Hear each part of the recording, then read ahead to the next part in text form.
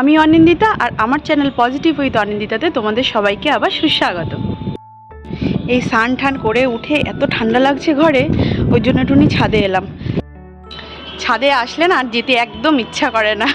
যাই হোক, thumbnail title দেখে তো তোমরা আশা করি বুঝতেই পারছো আজকে আমি কি নিয়ে তোমাদের সাথে এই ব্লগটা শেয়ার করছি। আজকের দিনটা হলো 21 জানুয়ারি 2025। আজকে আমাদের দীক্ষা নেওয়ার একটা ব্যাপার আছে, তো সেইটাই আজকে তোমাদের সাথে আমি শেয়ার করব। একটু পরে আমার বন্ধু, ওর নাম অঙ্কিতা, তো ওর বাড়িতে আর কি হবে না অনুষ্ঠানটা, ওর ননদের বাড়িতে হবে।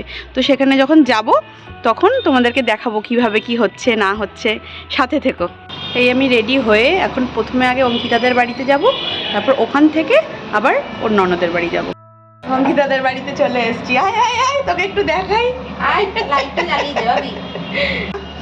লুচি ঠুচি ভাজতে একদম, দেখো লুচি ভেজেই চলেছে।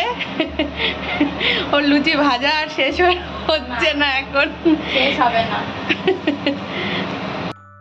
অঙ্কিতার সাথে সাথে আমি একটুখানি হাত লাগাচ্ছি, এই যে লুচি শেষ হবে না, নইলে শেষ হবে না।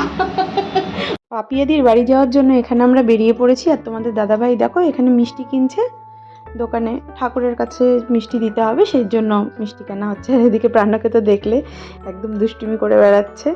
এখান থেকে মিষ্টি কিনে তারপরে আমরা পাপিয়াদির বাড়িতে যাব।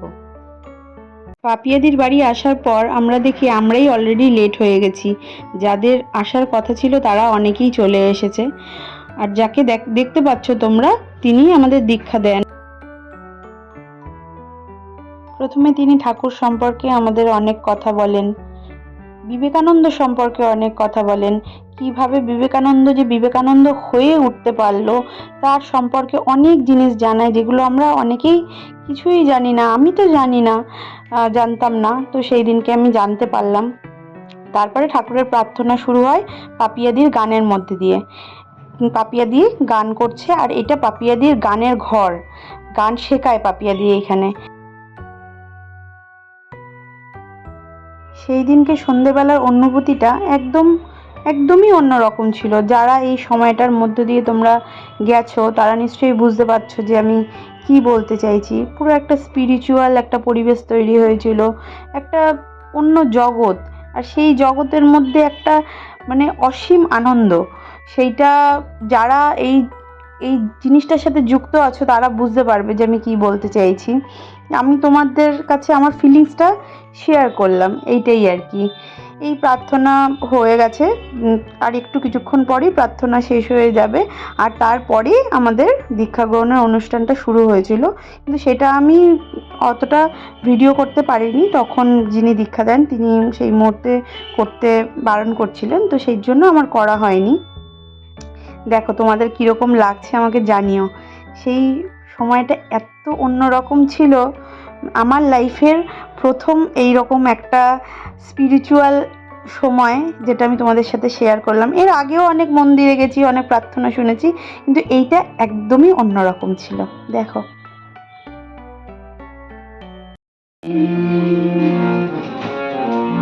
কৃপা বিনা তোমারে দয়াল জানি কেমনে,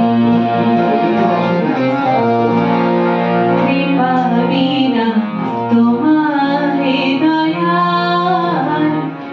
দীক্ষার অনুষ্ঠানটা শেষ হয়ে যাওয়ার পর আমরা নিজেদের মধ্যে একটুখানি গল্প করি, একটুখানি গল্প আড্ডা যা হয় আর কি। তারপরে খাওয়া দাওয়া শুরু করি।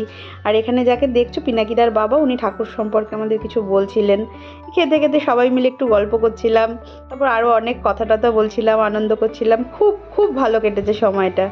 খাওয়া দাওয়া আমাদের হয়ে গেছে, এবার আমরা আস্তে আস্তে এবার বেরিয়ে যাব। আমরা সবাই এবার নিচে নেমে যাচ্ছি, বাড়ির দিকে আবার যাব।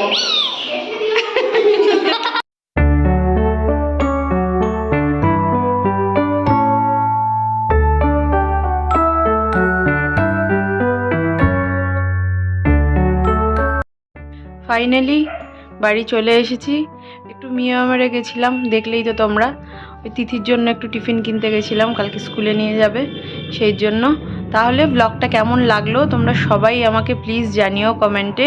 আর লাইক শেয়ার কমেন্ট করতে তো অবশ্যই ভুলো না, প্লিজ একটু সাবস্ক্রাইব করে দিও।